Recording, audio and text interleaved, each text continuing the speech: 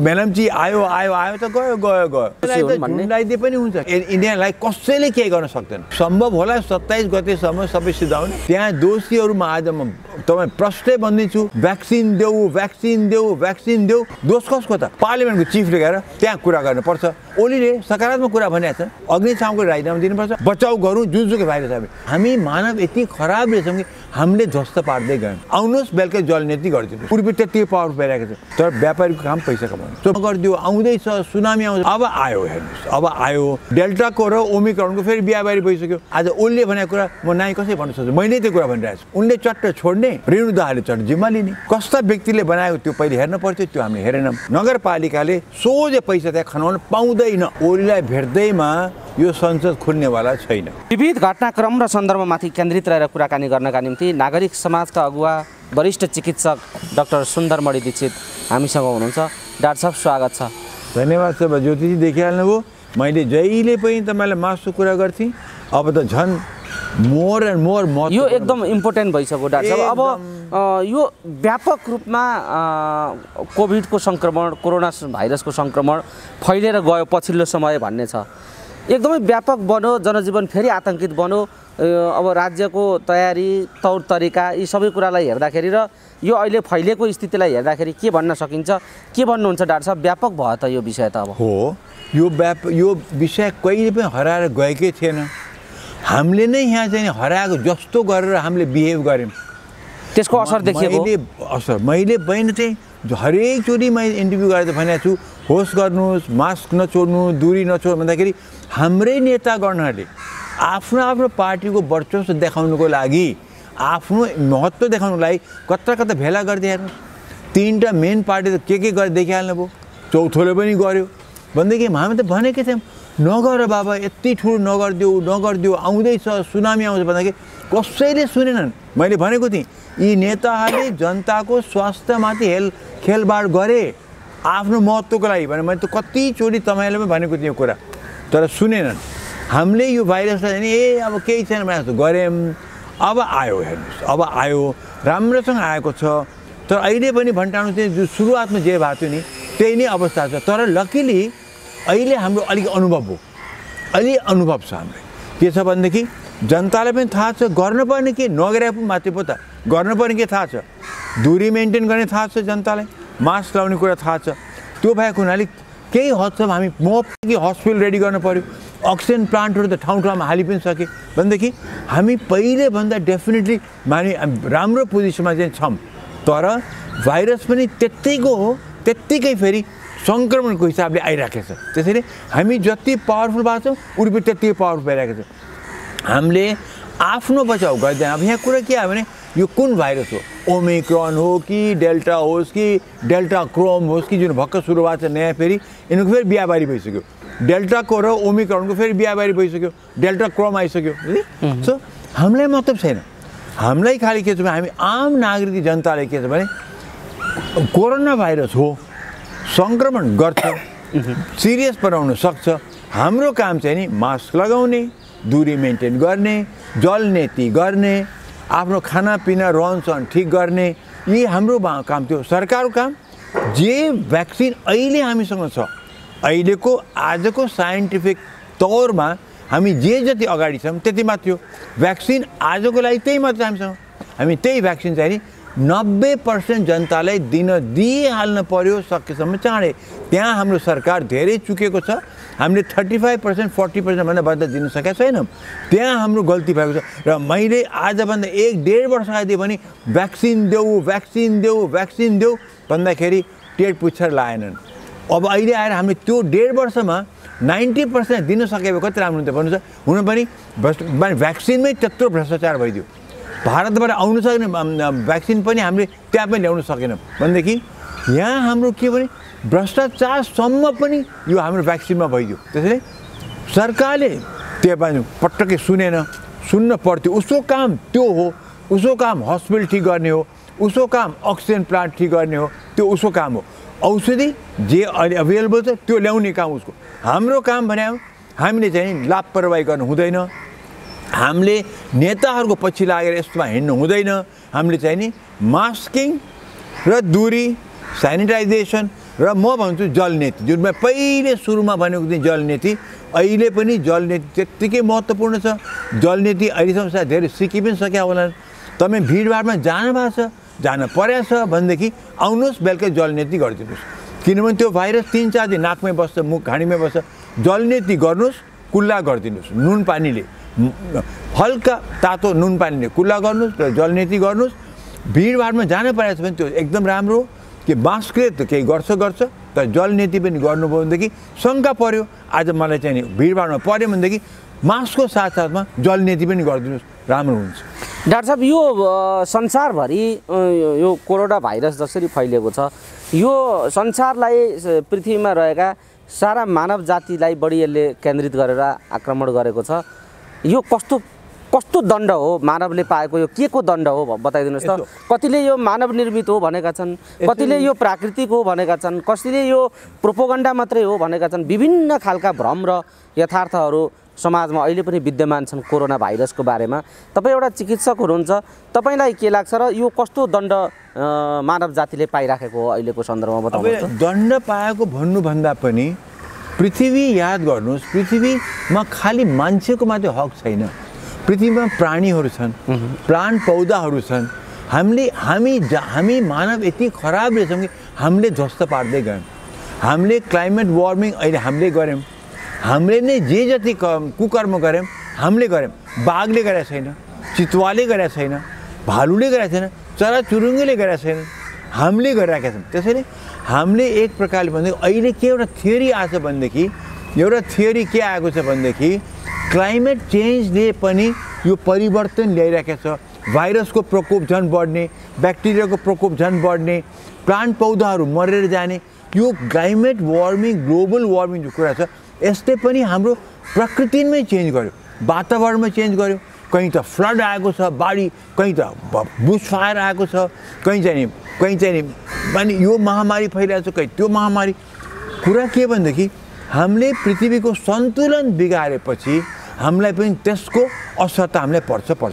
अहिले एउटा थियोरी आएको छ कि सायद कोरोना पनि जुन बेगले आयो नि, त्यो पनि हामीले क्लाइमेट वार्मिङ, क्लाइमेट चेन्ज गरेर पनि केही असर यहाँ परेको छ कि भन्ने शङ्का परेको छ। त त्यसो भन्दैमा यो पनि हो कि 103 वर्ष अगाडि त क्लाइमेट चेन्ज त्यही थिएन, त्यहाँ पनि त इन्फ्लुएन्जा भाइरस त आएकै हो, पेन्डेमिक भएकै हो। त्यही पनि अहिले एउटा विज्ञहरूको चाहिँ नि एउटा भनाइ छ कि मेबी ग्लोबल वार्मिङ हाम्रो पृथ्वीलाई जुन नष्ट गर्दैछन्, वातावरण नष्ट गर्दैछन्, त्यसले पनि यस्ता खालको रोग हामीलाई फैलिया हो कि। तपाईँले भन्नुभयो अरूलाई किन हुँदैन, उहाँ छ एभियन इन्फ्लुएन्जा भने खालि चराहरूमा आउने, त्यसबाट मान्छेमा आउने, सुँगुरमा छ, सुँगुरबाट मान्छेमा आउँछ, त्यसै हामी एभियन इन्फ्लुएन्जा भन्छौँ, चराचुरुङ्गीमा आउने। हामी सुँगुरबाट आउने भन्छौँ, मान्छेबाट आउने भन्छौँ। त्यस्तै हाम्रो यो चराचुरुङ्गी जानवर चाहिँ नि मान्छेमा यो इन्फ्लुएन्जा भाइरस पनि आइरहेको छ। त्यसै गरेर कोरोना भाइरस पनि कहिले उँटमा आएको छ, कहिले चाहिँ नि अब अस्ति भन्दाखेरि त्यो हाम्रो यो सालक भन्छ नि, पेङ्गुलिनबाट आएको भन्छन्, कहिले केबाट आएको भन्छन्। त्यसैले यो कहाँबाट एक्ज्याक्टली आएको थाहा चाहिँ नि छैन।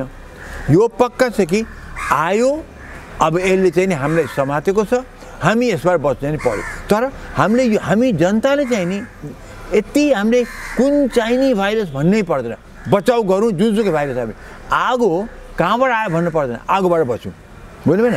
हुरी कहाँबाट आयो थाहा, हुरी आयो, हुरीबाट बचौँ, हाम्रो त्यही हो काम। डाक्टर साहब, यो एउटा विषय डाक्टर साहबले राखिदिनु भयो। धेरै मानिसहरूको यो भ्रम भएको हुनाले मैले यो जिज्ञासा राखेँ।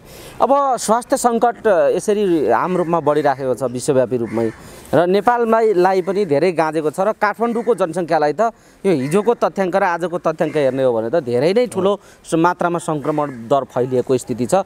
हेर्दा भयावह लाग्दो स्थितिमै यो जान्छ जस्तो देखिन्छ। त यस्तो बेला सही ढङ्गले जनतालाई स्वास्थ्य सेवा पुर्याउनुको सट्टा भ्रष्टाचार, अनियमितता, व्यभिचार जस्ता विषयहरू नै सरकार, राजनीतिक दल, पार्टी नेताहरू मुछिएको र त्यसमा केन्द्रित भएको देखिन्छ।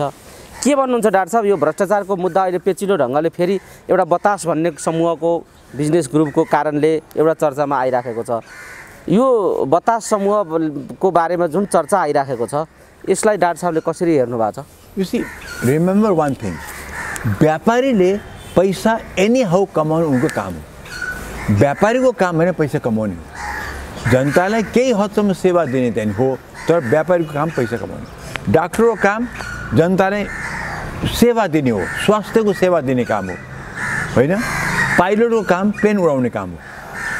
अब त्यसले व्यापारीको काम पैसा एनी हाउ कमाउ भएपछि उनले बतास भन्ने कम्पनीले चाहिँ नि अब के गर्यो त, उसले जुन पैसा कमाउनु खोज्यो त्यो ठिक भएन, त्यो उसले अनैतिक काम गर्यो।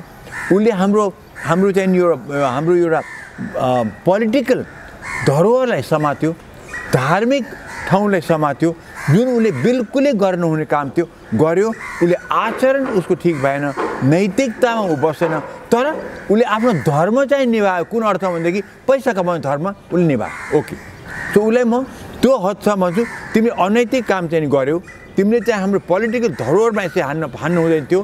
तिमीले धार्मिक स्थलमा गएर हाम्रो चाहिँ पशुपतिको बगलको धर्मशालामा होटल चलाउनु पाउने अधिकार, त्यसमा मैले के भन्न सक्दिनँ। तर जसले यिनलाई त्यो राजदरबारमा ठाउँ दियो, जसले धर्मशालामा होटल बनाउनु दियो, जसले पोखरामा त्यहाँ चाहिँ खन्न उखा गर्नु दियो, ती झन् बढ्ता दोषी। ती भने ब्युरोक्रेसी र पोलिटिकल पार्टी, पोलिटिकल नेताहरू हुन्। यसमा सबै मुसेको हुन्छ। व्यापारीलाई त यति माथि हो कि तिमीले अनैतिक ढङ्गले कमाउनु खोज्यो मात्रै हो, तर यतापट्टि त एब्सोल्युट भ्रष्टाचारीहरू जसलाई चाहिँ झुन्डाए पनि केही हुँदैन। यो हाम्रो व्यापारीलाई झुन्डाउ भन्न मिल्दैन। उसले अनैतिक गर्यो ठिक छ, तर पैसा कमाउनु काम उसले गर्यो। यतापट्टि त प्योर भ्रष्टाचार।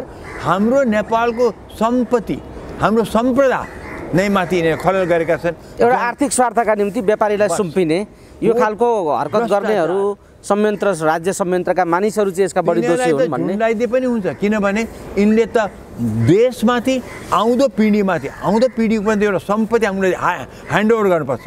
हाम्रो हेर, यो हाम्रो राजदरबारको यो सम्पत्ति थियो, 250 वर्षदेखि बढ्ता इतिहास बोकेको छ। तिमीलाई यो भने हामीले पिँढीले उसलाई ह्यान्डओभर गर्नुपर्ने ठाउँमा झन् हामी त त्यो ध्वस्त पारेर हामी गर्दैछौँ भनेदेखि जसले त्यो गर्छ, त्यो पर्मिसन जसले दिन्छ, बढ्ता दोषी तिनीहरू नै हुन्। 10 खण्ड बढ्ता दोषी तिनीहरू हुन्। त्यसैले तिनीहरूमा चाहिँ हामीले तीलाई त हामीले कुराङ्गार नै भन्नुपर्छ। ती त उनलाई त देशद्रोही नै भन्नुपर्छ, जनता द्रोही, सम्प्रदायको द्रोही, धर्मको द्रोही।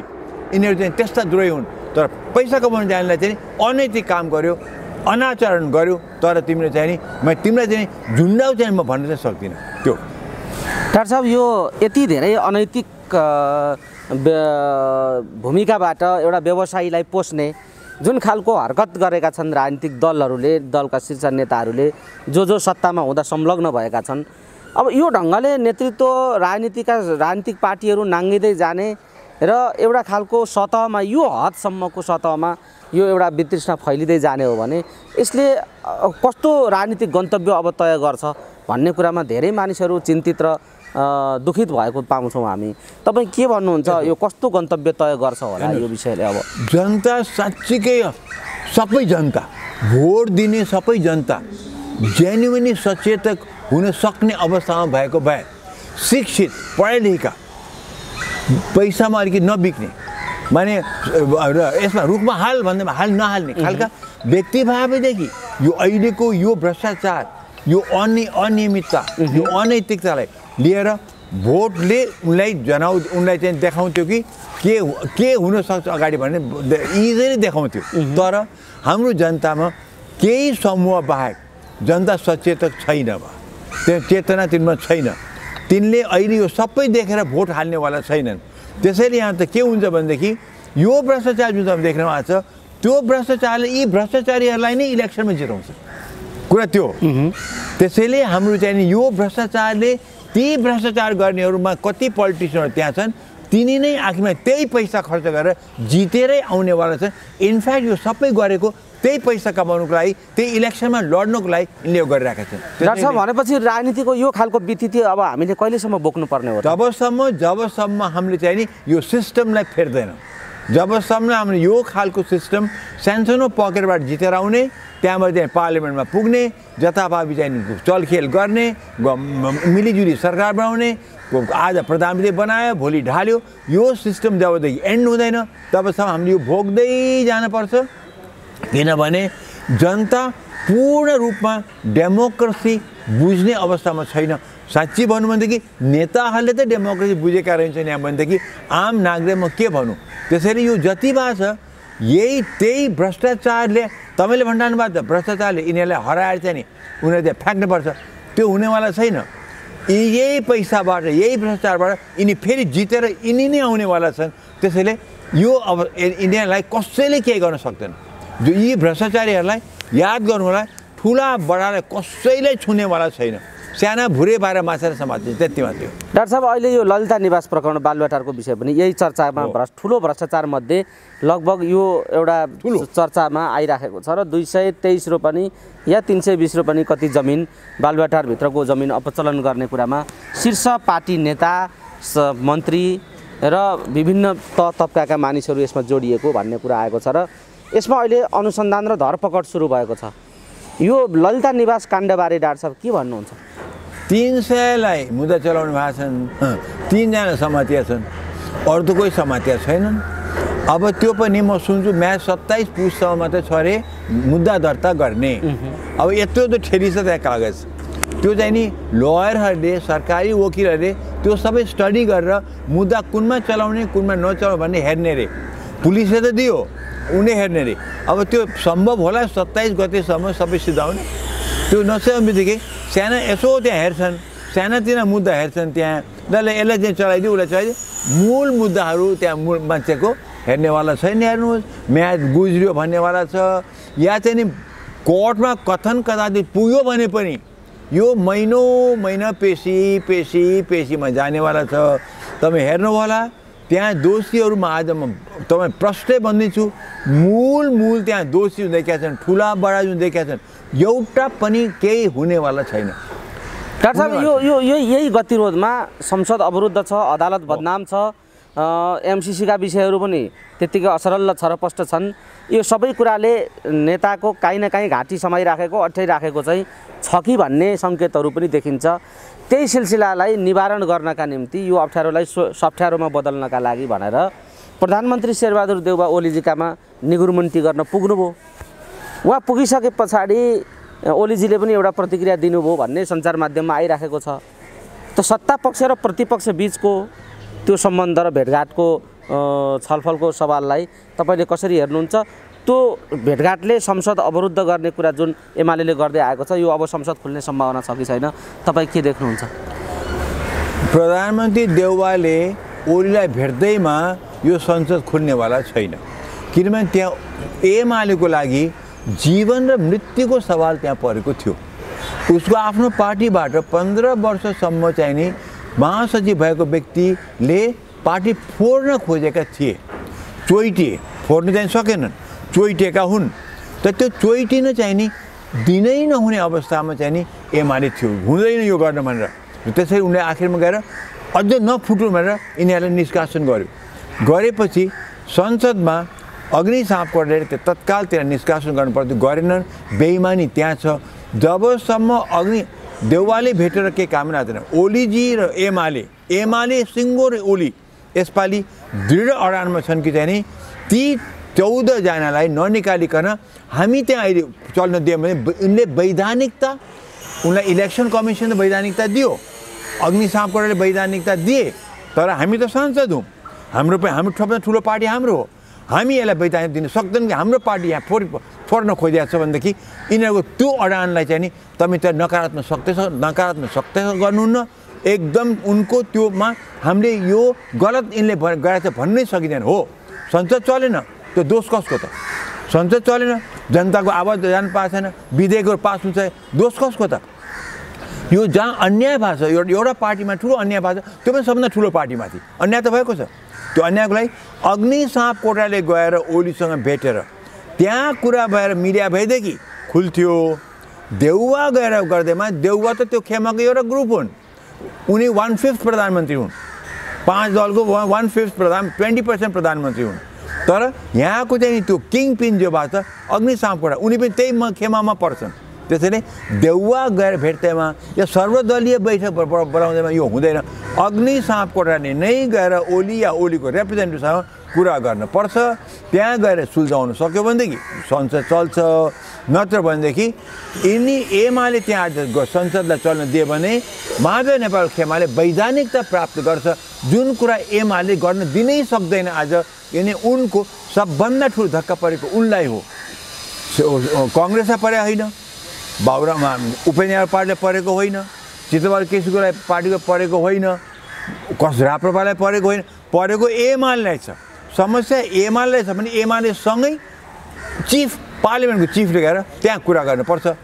देउवाले पहल गरेर यी दुईटालाई भेटाउन सके भए हुन्थ्यो। आफै गएर देउवाले के गर्ने, 1/5 प्रधानमन्त्री गएर खास के भने ओलीले सकारात्मक कुरा भनेको छ, कुरा सकारात्मक हो। मैले चुटेर पठाइनँ, गाली गरेर पठाइनँ, राम्रै कुराकानी भएको छ, चिया पनि खुवाइदियो होला, सुधिहाल्यो। तर कुरा कहाँ छ भने बेइमानी भएको छ। त्यहाँ एमालेको लागि घात त्यहाँ भएको छ। त्यो घात एमाले सहँदैन। उसले त्यहाँ गएर बस्ने बित्तिकै वैधानिकता माधव नेपालले पाउँछन्, त्यो कुरा यिनले हुन दिन सक्दैनन्। डाक्टर साहब, भनेपछि ओलीले जे मुद्दा देउवासँग छलफलमा उठाए, जे कुराको माग राखेका छन् भनिएको छ, यो जायज छ। त्यसो भए मलाई थाहा छैन उनले के माग, त्यो मैले सुनिनँ। उनले यी 14 जनालाई नोटिस टाँच्नुपर्छ, कारबाही गर्नुपर्छ, सभामुखले राजीनामा दिनुपर्छ भन्ने खालका कुराहरू उनले राखे भन्ने छ। आज ओलीले भनेको छ भने हाम्रो त्यो कति कहिले मैले त भन्दै आएको छु। मैले त भनेको छु यही इस्युमा त अग्नि सापको राजीनामा दिनुपर्छ। इनफ्याक्ट त्यो हाम्रो त्यो उसको चाहिँ त्यो हमालको काण्डमा त मैले प्रधानमन्त्री पनि राजीनामा दियो भनेको छु मैले, होइन र? र अग्नि सापको राजीनामा दिनैपर्छ, उसले बेमानी गरेको मैले भनेकै छु। सो ओलीले त्यो भन्नु कुरो नयाँ कुरा छैन। त्यसले मैले आज ओलीले भनेको कुरा म नाइ कसरी भन्नु सक्छु, मैले त्यो कुरा भनिरहेको छु, त्यो पनि त्यो नाइ भन्नु सक्दिनँ। डाक्टर साहब, यो बदनामी या मुलुकप्रति, मुलुकको अर्थतन्त्रप्रति अर्थात् मुलुकका विभिन्न निकाय संरचनामाथि अनियमितता, भ्रष्टाचार, व्यथिति यो सरकारी तहमा मात्रै होइन, निजी क्षेत्रमा, निजी तहमा पनि यो कुरा व्यापक बनेर आएको छ। पछिल्लो समय चितवनमा निर्माण गरिराखेको गौतम बुद्ध अन्तर्राष्ट्रिय क्रिकेट रङ्गशालामा जनताको पैसा उठाएर अरबौँ रुपियाँ खर्च गरेर अहिले फेरि त्यसलाई 17 अरब कति ऋण लाग्यो भनेर धुर्मु सुन्तरीले असरल छोडेर हिँडे भन्ने खालको समाचार पनि आएको छ। निजी क्षेत्रमा एउटा प्रतिष्ठित कलाकारहरूले गरेको त्यो कामको अभिगत त्यस्तो, जनताको सहभागिता त्यस्तो, र अहिले फेरि रेणु दाहालले त्यसलाई जिम्मा लिने भन्ने खालको कुरा गरिन् भन्ने खालको कुरा पनि आइराखेको छ। बनाउँदै गरेको ठाउँ कृषि क्याम्पसको जमिन भन्ने कुरा पनि छ। यो निजी क्षेत्रबाट भएका यस्ता कामहरू पनि यो हदसम्म बदनाम हुनुले कस्तो सन्देश दिएको छ, त्यो घटनालाई पनि अहिले मानिसहरूले बहसको विषय बनाएका छन्, यो सरकारको विषय बनाएका छन्। डाक्टर साहब, भन्नुहोस् त के भन्नुहुन्छ? मेरो एउटा प्रिन्सिपल छ कि मेरो सिद्धान्त छ, कसले कति ठुलो काम गरे भने हेर्दिनँ म, कस्तो व्यक्तिले त्यो काम गरे हेर्छु। व्यक्ति सही छ भने सानै काम पनि उसले गरे ठिक हुन्छ, व्यक्ति महान छ भने ठुलो काम पनि हुन्छ। तर यो जुन तपाईँको मान्छे नाम लिनुभयो, जसले क्रिकेटको स्टेडियमलाई बनाउन सुरु गरे, वीर हस्पिटलमा याद छ तपाईँलाई? वीर हस्पिटलमा पेन्टिङ र डेन्टिङ गर्न गएको थिएँ, यही समूह पछि पैसा के हिनामिना भयो भनेर त्यहाँबाट चट्ट छोडेर गएका थिए। त्यहाँ पनि आरोप त लागेको थियो पैसाको हिनामिना भयो भनेर, किन त्यहाँ पनि पैसा उठिएको थियो। वीर हस्पिटल सुधार गर्न भनिकन डेन्टिङ पेन्टिङ सेन्टिङ गर्न सुरु गरेको थिएन यिनीहरूले, त्यहाँ पनि पैसाको हिनामिना भयो भनिकन त्यहाँ पनि लखेटिएका थिए यिनीहरू। अब ती व्यक्तिहरू फेरि गए त्यहाँ, क्रिकेट पैसा जनताले प्रशस्त पैसा दिएको छ, त त्यहाँ पनि अब ऋण लाग्यो भनेर भागे। चाहिँ गर्दाखेरि जहिले पनि जनताले पनि विचार गर्न पैसा दिने, कसलाई दिने, कस्तालाई दिने, खुब विचार पुऱ्याउनु पर्छ कि चाहिँ कस्तो व्यक्तिले कुन काम गर्दैछ त्यो हिसाबले हामीले दिनुपर्छ।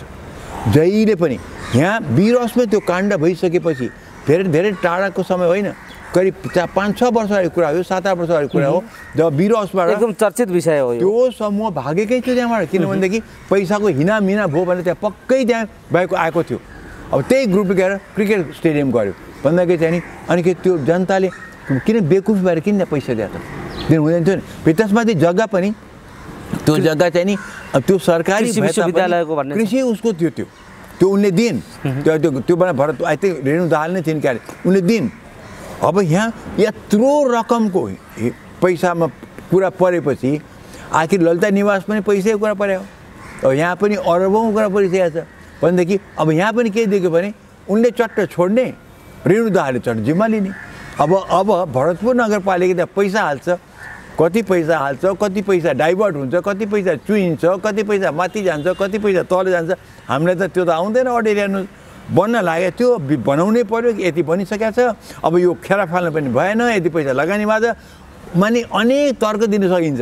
त्यसैले हामीले हात हाल्यौँ, हात हाल्दाखेरि त्यो हात कतिसम्म लामोसम्म जान्छ मलाई थाहा छैन। अब त्यसैले यहाँ पनि देखिन्छ कि अब त्यहाँ पनि अरबौँ पैसाको अब त्यहाँ चाहिँ नि यताउता हुनेवाला चाहिँ छ, यो पक्का कुरा हो भन्दाखेरि त सोच छ। उनले गर्न सकेनन्, गए, ऋण लाग्यो, अब नगरपालिकाले लिएको छ त्यो त भने माने ठिक देखिन्छ नि त। तर अन द अदर ह्यान्ड चाहिँ नि पहिला कुरा कस्ता व्यक्तिले बनाएको त्यो पहिले हेर्नु पर्थ्यो, त्यो हामीले हेरेनौँ। दोस्रो कुरा त्यो सबै गरेपछि त्यो किन ऋण लाग्यो, कति ऋण लाग्यो, कसले कारणले हो, त्यो छानबिन पहिले हुनु पर्थ्यो। त्यो पो त कुरा, पहिले त छानबिन हुनु पर्थ्यो। यो चट्ट उनले गरे, चट्ट हिँडे, उसले गर्यो, त्यो होइन। अडिट पुरा हुनु पर्थ्यो। अहिले सरकारी तौरबाट अडिट नभए पनि प्राइभेट र सरकारी मिलेर अडिट पुरा गरेर चाहिँ नि कहाँ पैसा कसरी के चुइयो, कति पैसा आएको थियो, एक हिसाब किताब गरेर अनिखेर हामीलाई थाहा हुन्थ्यो कि पैसा किन ऋण लाग्यो, त्यत्रो पैसा आएर पनि किन ऋण लाग्यो त भनेको ऐन हुन्थ्यो। त्यसपछि हामीले छानबिन गर्नुपर्छ पहिला, अनिखेरि मात्रै सरकारले जिम्मा लिने हो भने, नगरपालिका जिम्मा लिनु हो भने त्यसपछि कति घाटा एक्चुअली छ, कति ऋण एक्चुअली छ, ऋण कति किन लागेको थियो, त्यो हेरेर यो सबै छानबिन नभइकन आज मेयर उहाँले चट्ट म लिन्छु जिम्मा भनिदिनु भयो, त्यसो गर्न पाइन्न। यो फेरि जाने पैसा त सरकार हामी जनताकै पैसा हो, त्यहाँ त जाने पैसा त अब हामी जनताकै हो। हेर्नुहोस्, त्यसैले जनताको पैसा त्यहाँ जाने भएको हुनाले यो कुरा अडिट नगरिकन, एक्ज्याक्टली दोषी को हो नठहराइकन, दण्ड नदिइकन नगरपालिकाले सोझै पैसा त्यहाँ खनाउन पाउँदैन। डाक्टर साहब, यो विषय पनि डाक्टर साहबलाई मैले अहिले चर्चाको विषय भएको हुनाले सोधेको थिएँ, नागरिक चासोको विषय भएको हुनाले। डाक्टर साहब, हामी कुराकानीको अन्तिम चरणमा छौँ। जे परिदृश्य, जे निराशा, जे एउटा खालको वितृष्णा समग्र चौतर्फी देखिन्छ, यी विभिन्न विषयले निराशातर्फै धकेलिराखेको छ। एउटा निराशातर्फ उन्मुख समाजले राष्ट्रको जीवनमा कस्तो दुर्दशा निम्त्याउन सक्छ, कस्तो रिजल्ट निम्त्याउन सक्छ र जाँदै तपाईँ आम दर्शक श्रोताहरूलाई के भन्न चाहनुहुन्छ? सोच तपाईँ देखिन हाल्नु, आज हाम्रो मुलुकको अवस्था के छ, किन हामी दिगदार नहौँ? दिनको 4-5 हजार मान्छे विदेशिया छन्, के को लागि? अरू मुलुक बनाउनलाई उनको नोकर चाकर बनाउन पठाइरहेका छन्। हाम्रो भएको जमिन हामी जोत्न सक्दैनौँ, भएको जमिन जोत्न ठाउँमा मल दिन सक्दैनौँ, उब्जनी गरेको उखुको पैसा हामी दिन सक्दैनौँ। कुरा बुझ्नु भएन? मेजर 3 दलका चाहिँ नि यत्रो महाभेला गरे, नगर भनेर भन्दै गरे। आज यो फैलिनुमा चाहिँ कुनै अचम्म कुरा छैन, यो ओमिक्रोन फैलिन्छ, डेल्टा फैलिन्छ, मलाई थाहा छ। किन र यिनको प्रतिवेदनमा कतै पनि भाइरसलाई कन्ट्रोल गर्न प्राथमिकतामा कतै पनि कसैले राख्दैनन्, हो कि होइन? अनि हामी किन निराश नहुँ त? शत्रु मेन भनेको कोरोना छ, त्यसको उच्चारणै कहीँ गर्दैनन्। भ्याक्सिनमा भ्रष्टाचार हुन्छ, सिरिन्ज नभएर भ्याक्सिन हुँदाहुँदै सिरिन्ज नभएर बच्चाहरूलाई खोप दिन रोकिन्छ। सुन काण्ड छोडौँ, एयरबस काण्ड छोडौँ, ललिता निवास काण्ड छोडौँ, ओम्नी काण्ड छोडौँ, यति काण्ड छोडौँ, ए बाबा के काण्ड छोडौँ। तर अनिखेरि सबैतिर यस्तो देखेपछि अनि भन्नुहोस्, अनि हामीलाई आज भन्नुहोस्, नेपाल एयरलाइन्सलाई युरोपमा जाने पर्मिसन छैन, युरोपमा नेपाल एयरलाइन्स जाने पर्मिसन छैन। अहिलेसम्म सरकारले यति वर्ष फुकाउन सकेको छैन, किनभनेदेखि हाम्रो यहाँ भ्रष्टाचार सबै खाइरहेको छ भनेदेखि। अनि सबैतिर मेलम्ची पानी आयो, खुब खुसी भयौँ, केही दिनलाई आयो, त्यहाँ बाढी आयो गयो। त बाढी आएर गएपछि केही त हुन सक्नु पर्थ्यो, अहिले त्यो पनि छैन। सो मेलम्ची आयो त गयो। अनि हामी निराश कसरी नहुँ भने, अनि अहिले सबैमा चाहिँ नि अहिले आएर कोरोना चाहिँ नि ढ्याम्मै थपिदिएपछि अनि हाम्रो मुलुक अहिले हामी कसरी उत्साहसँग खुसीसँग चाहिँ हामी अहिले बाँच्न सक्दैनौँ नि।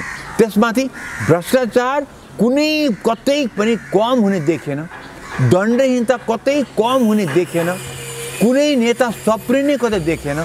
आशा अलिअलि कतै पलाएको छ भने त्यो निराशा जाला कि पनि डर हामीलाई भइसक्यो। कङ्ग्रेसमा अलिकति आशा पलाएको छ, राप्रपामा अलिकति आशा पलाएको छ, एमाले केही गर्ला कि भन्ने आशा छ, तर अन्त त कहीँ छैन। अब उपेन्द्र यादवजीले के गर्नु होला, त्यो पनि के गर्नु होला, तर सबै अलिकति झिझो आशा त कतै छ बा, तर त्यो सबै साँच्चीकै यानि निराशाबाट आशामा ल्याउन सकिएला त यो इलेक्सनबाट सकिँदैन। किन त्यही व्यक्ति आउनेवाला हुन्, त्यही पार्टी आउनेवाला हुन्, यही भ्रष्टाचार त्यही को लागि जित्नको लागि पैसा कमाइएको छ यहाँ भ्रष्टाचारद्वारा। अनि हामीले आशा कसो गर्छौँ? त्यसैले यो सिस्टम चेन्ज भयो भने आशा आउला हामीलाई। सिस्टम चेन्ज नहुने भयो भनेदेखि हामीले अरू कति वर्ष हामीले दुःख पाउनेवाला छौँ, किनभने मान्छेको मनस्थिति चेन्ज भएन।